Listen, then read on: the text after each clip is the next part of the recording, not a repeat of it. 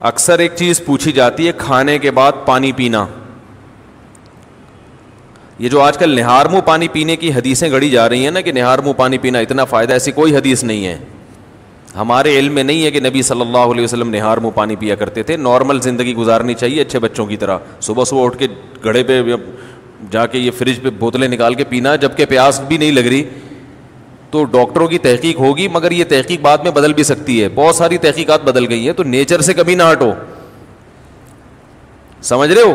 صبح اٹھو اچھے بچوں کی طرح, اپنا نماز نہ دھو کے نماز پڑھو. جب بھوک لگنا شروع ہو جائے تو کھانا کھا لو.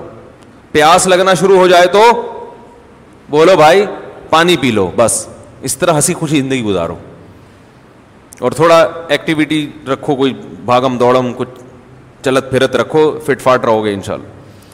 بھیلا وجہ اٹھ کے پانی چڑھا رہا ہے. کئی لوگ مبتلا ہو چکے ہیں اس میں. فائدے ہیں اس کے, میں نہیں کہتا کہ فائدہ نہیں ہے, سائڈ افیکٹ بھی ہیں.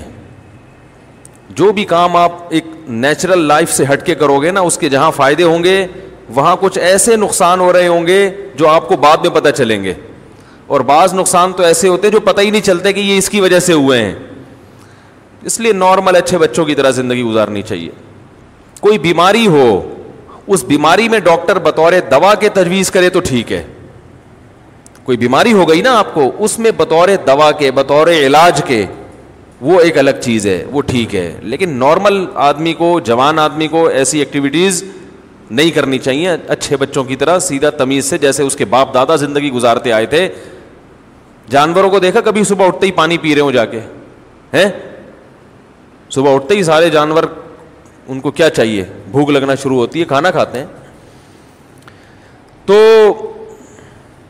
نبی اسی طرح یہ بھی بہت ہے کہ کھانے کے بعد پانی نہ پیو, کھانے کے بعد پانی نہ پیو. سنا ہوگا آپ نے, سب سنتے ہیں کھانے کے بعد پانی زہر ہے, یہ ہے, فلانا ڈمکانا ہے. اس بارے میں کچھ لوگ حدیثیں بھی بیان کرتے ہیں.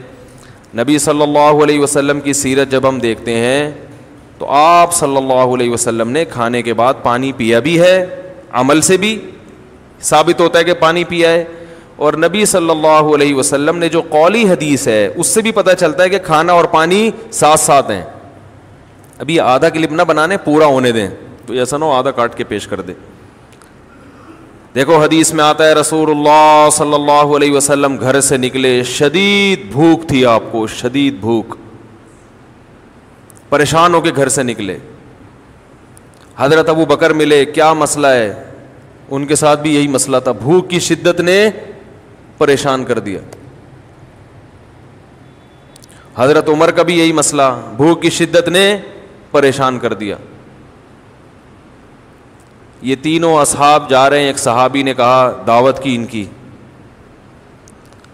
اپنے باغ میں لے کر گئے, تر کھجوریں سامنے لا کے رکھیں.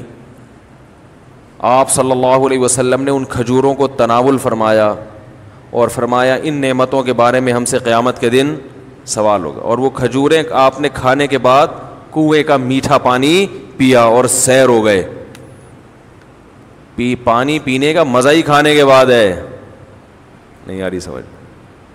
جب شدید بھوک میں آپ کھجوریں کھاؤ گے اور اس کے بعد پانی پیو گے تو کیا مزہ نہیں آئے گا؟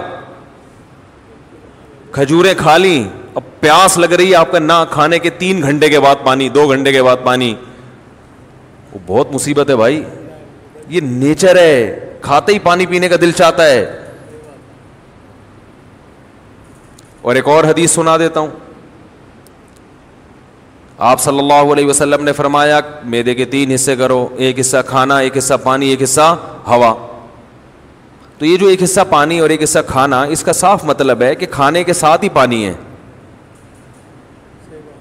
تبھی تو اس کے لیے جگہ چھوڑنی ہے. کیا ہو گیا؟ اگر کھانے کے 2 گھنٹے بعد پانی ہوتا تو 1/3 کھانا تو وہ ہضم ہو چکا ہوتا ہے, پھر تو پورا معدہ پانی کے لیے تیار ہے. تو دونوں حدیثوں کو ملائیں تو رزلٹ کیا سامنے آئے گا کہ کھانا پانی قرآن میں کیا ہے, کلو واشربو, کھاؤ اور پیو, کھاؤ اور پیو. تو کھانا پینا کٹھا ہے. لیکن دونوں حدیثوں کو ہم ساتھ ملاتے ہیں. آدھی حدیث لوگ ہیں نا, آدھی نہیں لوگ, پھر مسئلہ خراب ہوگا. دونوں کو ساتھ ملاتے ہیں. ایک حدیث میں آ رہا ہے کھانے کے بعد آپ نے پانی پیا, اور کھجور کے بعد, جس میں عام طور پہ منع کیا جاتا ہے.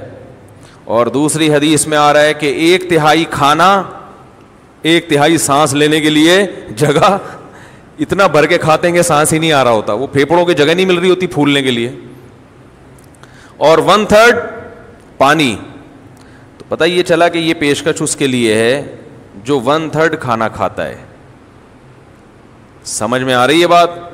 اتنا کھانا کھاؤ کہ پانی کے لیے جگہ ہو.